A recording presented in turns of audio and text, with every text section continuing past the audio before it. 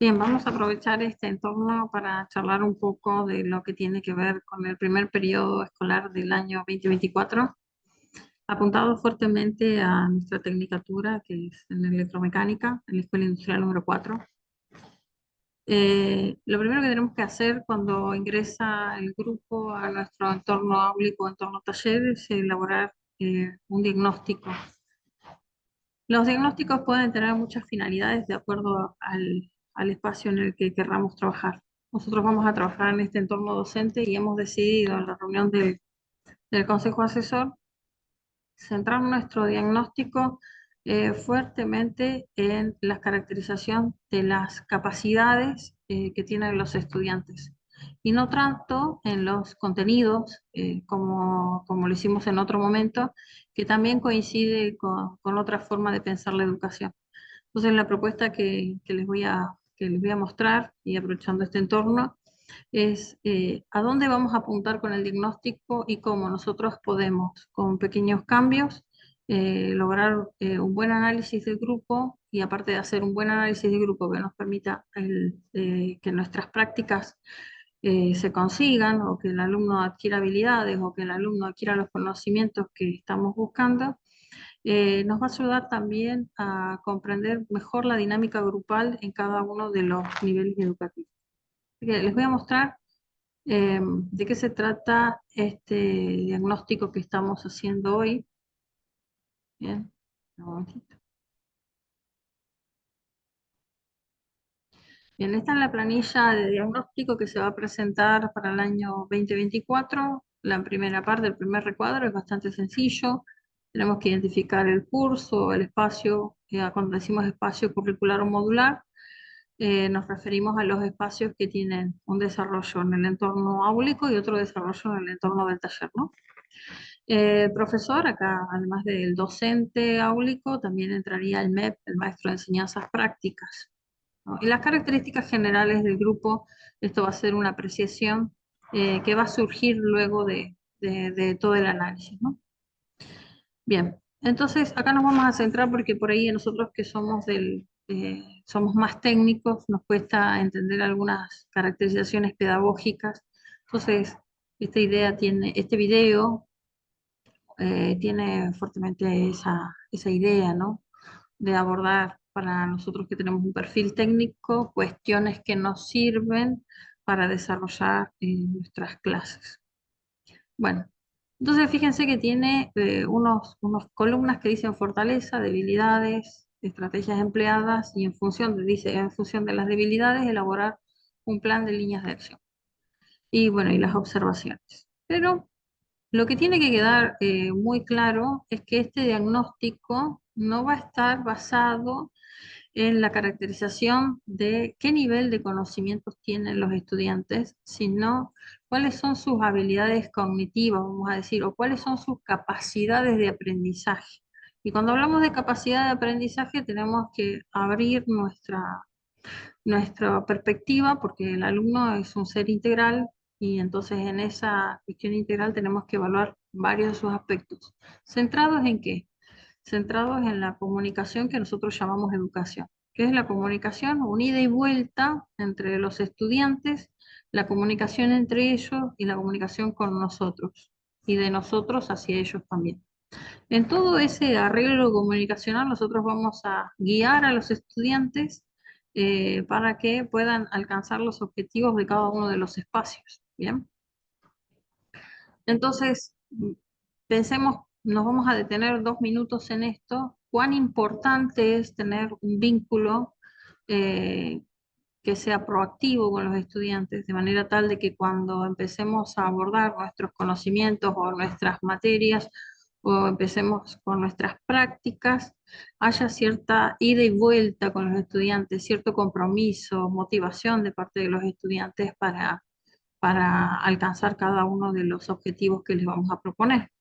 Y también ser suficientemente abiertos como para que los estudiantes tengan la capacidad de proponer otras líneas de pensamiento o otras prácticas, que sería como lo que en el fondo estamos buscando como técnicos electromecánicos, que ellos tengan la capacidad en forma autónoma de verse hacia adelante. Entonces, Bajo esta forma o bajo esta mirada, va a ser que nosotros vamos a empezar a elaborar nuestro informe diagnóstico y también la forma en la que vamos a diagnosticar al grupo. Entonces, cuando hablamos de resolución de problemas, ¿qué es lo que hacíamos antes? Le dábamos en la etapa de diagnóstico al estudiante quizás una especie de prueba diagnóstico, donde establecíamos algunas preguntas de contenidos base y el alumno contestaba acertadamente o no, y con eso nosotros decíamos que tiene cierto conocimiento o no, o está logrado un contenido base o no. Bueno, esta resolución de problemas va a apuntar a otras cuestiones. ¿Cuáles son esas cuestiones? Las que el alumno pueda, a partir de su formación anterior, poder resolver situaciones problemáticas. O sea, que no necesariamente, es más, vamos a evitar esa situación de iniciar el primer día de clase con un papel y el examen escrito, básicamente porque para el alumno es eso, un examen escrito, más allá que nosotros le demos una calificación o no. Entonces, la resolución de problemas puede ser bastante diversa, como yo lo evalúo o como yo diagnostico si los estudiantes que tengo delante o que forman parte del entorno áulico tienen la capacidad de resolver problemas. O sea que puedo meterme un poquito en lo que tiene que ver con dinámicas de grupo y evaluar si en esas resoluciones de problema lo pueden hacer en forma autónoma, si necesitan ayuda, si eh, no tienen ni idea por dónde empezar. Bueno, entonces, cuando digo todas esas cosas, si lo realizan en forma autónoma y logran el objetivo, supongamos, no tiene por qué ser un problema en papel, quizás sea alguna cuestión práctica, por ejemplo. Saber, en el caso de mecánica, saber precisamente cómo se ensambla o cómo va conectado la biela con el pistón. Entonces ahí ya nosotros estamos sabiendo que el estudiante conoce o sabe qué es una biela o reconoce o sabe medianamente lo que es un pistón. Entonces ese juego lúdico a nosotros nos va a dar cierta información y podemos evaluarla como una fortaleza en tanto y en cuanto el grupo de estudiantes pueda resolver esa situación y una debilidad cuando no la pueda resolver. Entonces, ¿debilidad en qué sentido? Debilidad que es algo que nosotros tenemos que fortalecer. En ese sentido están puestas estos títulos de columna. Estrategias empleadas, es decir, cómo lo hice. Traje material concreto, realicé un pequeño test escrito, fue a través de un diálogo. ¿Cómo fue que yo pude diagnosticar este aspecto del aprendizaje colectivo? Eh, y después surge este cuadro de elaborar las líneas de plan de acción. ¿Por qué? De acá me tengo que llevar un insumo para mi planificación. Es decir, si yo durante el año estaba pensando en un contenido y ese contenido el año pasado a mí, con el grupo que tenía, que ya lo conozco, que ya se fue, me llevó, no sé, 3, 4 clases. Quizás ahora que estoy haciendo este diagnóstico, este grupo tenga algunas fortalezas con respecto a lo que yo podría encarar como un tema o dar algún tema. Por ejemplo, un práctico grupal. Si hay muchas habilidades sociales, es decir, que no hay problemas en las comunicaciones en el grupo, quizás ese práctico que el año pasado me llevó, no sé, 4 o 5 clases a hacerlo, quizás en esta clase, en este curso, con 2 clases va a ser suficiente. Entonces, fíjense qué interesante el diagnóstico porque me va dando una pauta clara para mi planificación, sobre todo en lo que refiere a la temporalidad, que es lo que vamos a ponerle acento este año en nuestras planificaciones. Pensamiento crítico, de nuevo, el pensamiento crítico de todo no. Nosotros cuando hablamos de pensamiento crítico tenemos de nuevo que de alguna manera hacernos de en qué nivel de la estructura del pensamiento está el estudiante. Pensar en el pensamiento crítico es una cosa cuando el alumno está entrando a la escuela en primer año, segundo año, y otra cosa muy diferente cuando está a punto de egresar. Entonces, ¿qué estrategias que no necesariamente tengan que ser un escrito y a partir de ese escrito elaborar, no sé, una nueva expresión o hacer una exposición oral? Quizás haya que ser también creativos para generar este diálogo. O también podemos largar disparadores, por ejemplo, colocar alguna pieza o algún elemento o alguna protección eléctrica sobre la mesa Y quizá haya algún alumno que va a decir eso es tal cosa, es una llave termomagnética o eso, no sé, es una determinada herramienta.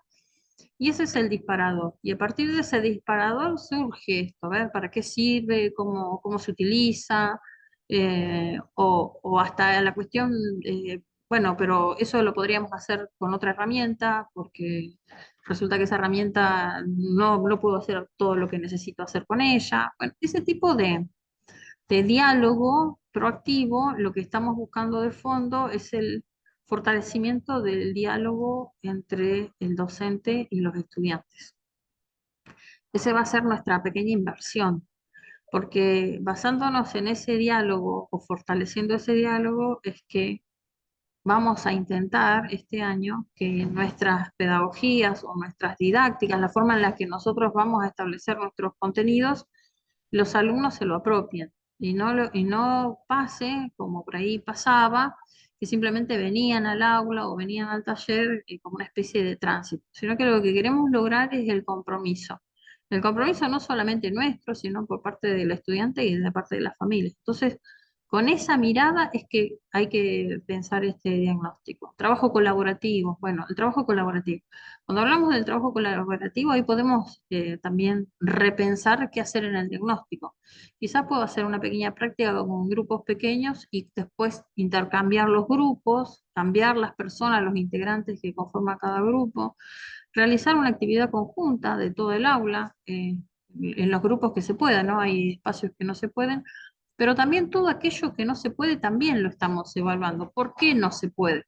Porque cada cosa que no se pueda y que para nosotros sea importante, porque va a ser eh, importante para poder llevar a cabo nuestros contenidos, ponerlo como una debilidad. Y a partir de esa debilidad, bueno, repensar, quizás este tema que yo el año pasado para darlo. Había hecho un desarrollo en pizarra y después un trabajo práctico y después un trabajo de investigación. Quizá este grupo, con las herramientas que tiene, por ejemplo, si todos tienen computadora, quizás ese trabajo no tenga que ser como una tarea. Seguramente va a ser algo que se puede desarrollar en el aula porque las herramientas están dadas, porque el conocimiento está dado y porque el grupo tiene la predisposición para hacerlo. Entonces, fíjense cómo van cambiando algunas cosas. Bueno, la comunicación y la expresión. Por supuesto, nosotros vamos a apuntar a la comunicación técnica en todos los sentidos, pero también tenemos que tener la mirada de cómo es la comunicación dentro del grupo. O sea, ocurre o ha ocurrido normalmente y esto ha perjudicado las clases, que tenemos grupos fragmentados, es decir, alumnos de un grupito que no se conocen con los del otro y sin embargo están en el mismo aula y esto genera un ruido a la hora de poder generar un ambiente propicio para la educación. Entonces, ¿cómo nosotros podemos hacer cuestiones de comunicación? Bueno, como les decía, hay pues, mucha bibliografía en dinámica de grupos, en la cual nosotros podemos no sé, hacer la técnica de la lana de ovillo, de tirar la lana para un lado, para el otro, y que el alumno vaya diciendo cosas, no necesariamente el nombre y apellido, quizá, por ejemplo, las preferencias sobre alguna cosa, o sobre la música, o sobre las cuestiones técnicas. Esto va a variar de acuerdo a qué, a la edad de nuestros estudiantes, porque nosotros tenemos que tener en cuenta que como todos los seres humanos, vamos evolucionando en nuestro pensamiento y también en la estructura de nuestra mente. Entonces tenemos que acompañar esa evolución del ser humano. Entonces, nuestro diálogo, la forma de expresarnos, cómo presentamos los problemas, cómo logramos la motivación, y sin duda alguna va a variar entre un alumno que está ingresando a la escuela a uno que está transitando un tercer, cuarto año, a un alumno que ya está en quinto, sexto. O sea, son que nosotros tengamos esa mirada y ese detalle sobre eso va a ser un cambio fundamental. El aprendizaje autónomo, por supuesto, de vuelta, puede ser alguno que surja un disparador y quizá una narración del estudiante donde vaya contando cuál fue su aprendizaje, si en algún momento pudo, por ejemplo, en tercer año utilizar el torno solo o si fue todo el tiempo necesitó al docente permanente como sistema de seguridad, vamos a decir, para sentirse confiado de que lo podía hacer. Si al alumno le gustó, o si quiso, o hubo cosas que quiso hacer y no se pudieron, o sea, si tuvo la iniciativa, eso es fundamental, porque en nuestra formación o en el perfil que le queremos dar al técnico, el técnico electromecánico va a estar permanentemente interactuando con otros profesionales. Entonces, en el perfil que nosotros le deseamos dar a nuestros estudiantes es el que tengan la capacidad comunicativa por excelencia, y que esta capacidad comunicativa sea positiva en todos los aspectos, no solamente en el técnico a la hora de elaborar un informe técnico, sino cómo el alumno se presenta a la hora de realizar un examen, cómo es el diálogo con sus pares, cómo es el diálogo hacia el docente. Cómo si el alumno puede respetar estas pequeñas normas de convivencia que, lejos de querer de alguna manera reprimir la conducta del estudiante, buscan darle identidad o colaborar con la identidad escolar, ¿no? Cuando hablamos de ciudadanía democrática, que esto no necesariamente, perdón, no necesariamente todos los espacios tienen que evaluar esto. Quizás hay espacios que no van a evaluar otras cuestiones. Y eso ya va a pasar por el marco, por la competencia de cada uno de los espacios, ¿no? La ciudadanía democrática va a ser algo que muchas veces nos ha pasado, sobre todo en los años de los chicos más chiquitos, que vienen arrastrando cuestiones como de bullying o cuestiones que tienen que ver cómo cómo se trabajó antes esto de la integración de las personas, el respeto por la identidad de cada uno de los que conformamos la educación. ¿Cómo hacemos de que todos seamos parte, ¿no? A eso se refiere con la ciudadanía democrática. Cuán importante es que cada uno de los estudiantes que está en el aula pueda expresar cuando no entiende algo o cuando necesita un refuerzo sobre algún tema, y que esto no genere risa o que no genere algún tipo de represión por parte de sus compañeros, y que al contrario sea valorizado como un aporte para el aula, ¿no? ¿Cuántas veces los docentes por ahí queremos hacer cosas y los alumnos no nos retroalimentan de manera tal de que se vuelve algo hasta tedioso, autoritario? Bueno, como verán, todo lo que estamos haciendo tiene que ver con una estructura de pensamiento completamente diferente, donde todos estaríamos formando casi una organización del tipo orgánica, ¿no? Donde es muy importante el nivel de compromiso y responsabilidad que tiene cada uno de los integrantes: el docente, el estudiante central, de forma central, y la familia, ¿no? Entonces, de vuelta, como hicimos el año pasado, las familias se fueron acercando cada vez más a nuestra tecnicatura, y yo creo que esta nueva mirada va a hacer que cuando nosotros empecemos ya con nuestros contenidos, con nuestras prácticas, cuando la familia tenga que colaborar con los materiales, con esta cuestión de cumplir con la asistencia al taller, que es tan fundamental. El alumno que no viene al taller, difícilmente podamos hacer esta comunicación pedagógica y darle continuidad en su adquisición de habilidades. Entonces, todas estas cuestiones nos van a estar diciendo del grupo de estudiantes un montón de cosas. Las voy las voy a usar como herramientas para dos documentos: uno para la planificación de los tiempos y la otra para el contrato pedagógico, ¿no? Porque el contrato pedagógico tiene que estar por escrito todo aquello que nosotros, tanto los estudiantes como la familia y el docente, requiere para que el proceso educativo se lleve a cabo en forma correcta.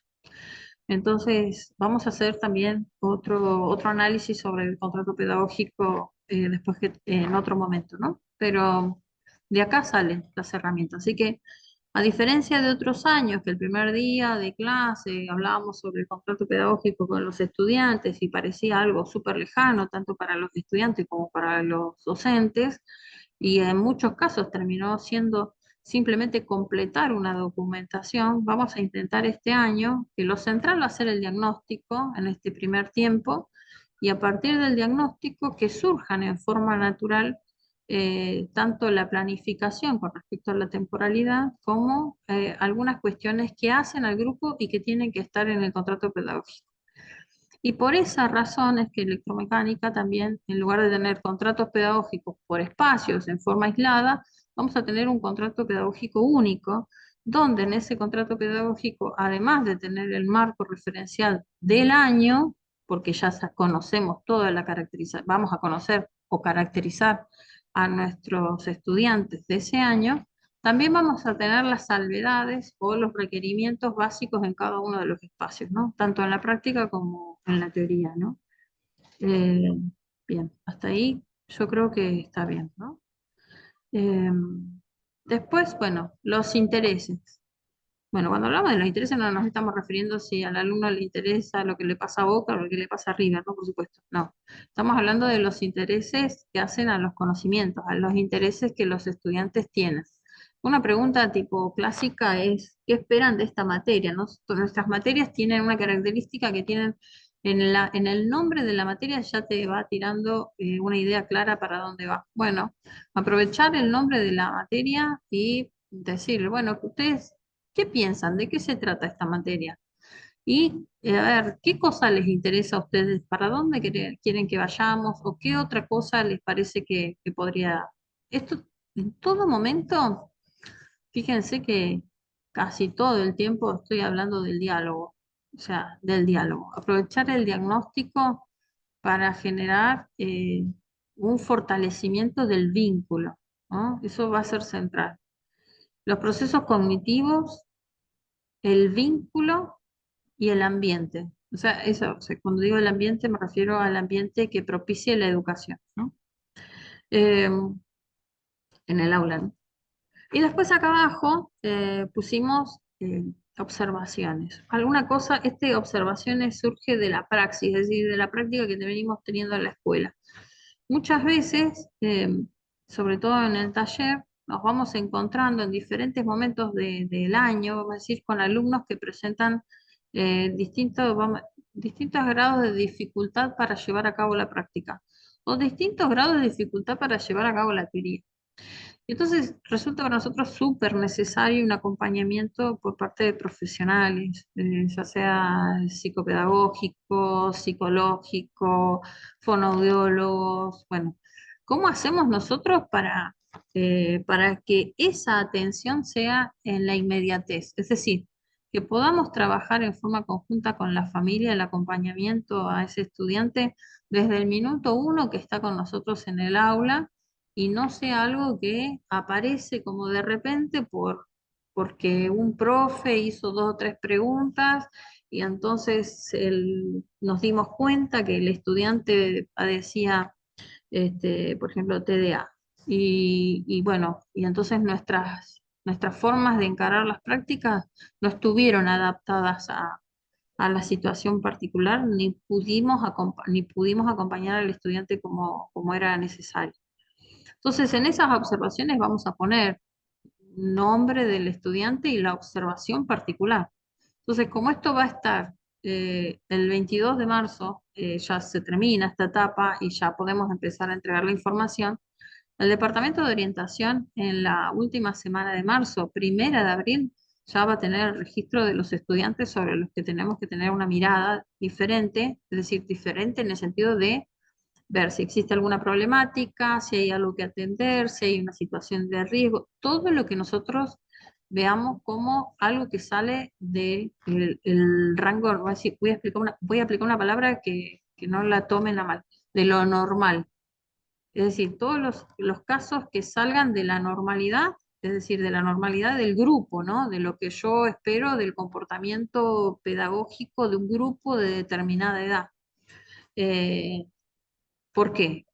¿Por qué digo normalidad? Y no me refiero a una normalidad, a un concepto bastante viejo. Me refiero a lo que yo necesito para educar a un grupo, porque no estamos haciendo, nosotros somos profes que no hacemos educación personalizada, sino que hacemos educación hacia un grupo. Entonces, lo que va a favorecer esta educación grupal es que el grupo tenga un comportamiento más o menos homogéneo. Entonces, fuera de ese comportamiento homogéneo, va a haber circunstancias en las que vamos a tener que tener una mirada y una práctica particular. Entonces, es necesario que eso lo tengamos, esa información la tengamos todo súper clara al inicio.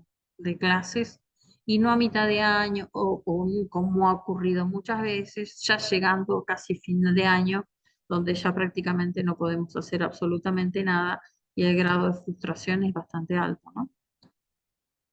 Yo creo que eso, eso es casi todo lo que necesitaba mostrarles.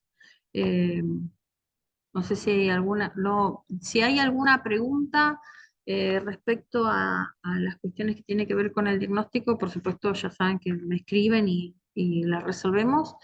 Pero por supuesto, lo primero es que tenemos el departamento de orientación, entonces eh, va a ser muy importante que ustedes vayan pensando cada una de estas estrategias que van a llevar a cabo para que cuando inicie el ciclo lectivo, eh, nosotros tengamos un bagaje de herramientas listas para entrar en acción, digamos, que no nos agarre en frío, eh, que podamos entender cómo se registra esta información y por qué se registra de esta manera, eh, y para que también nos sirva a nosotros en esta carrera que decidimos hacer, que es el acompañamiento a los estudiantes en la formación técnica, ¿no? Entonces, es el reto que les propongo este año, de que podamos entre todos hacer una mejor educación técnica. Eh, Eso es todo. Muchísimas gracias.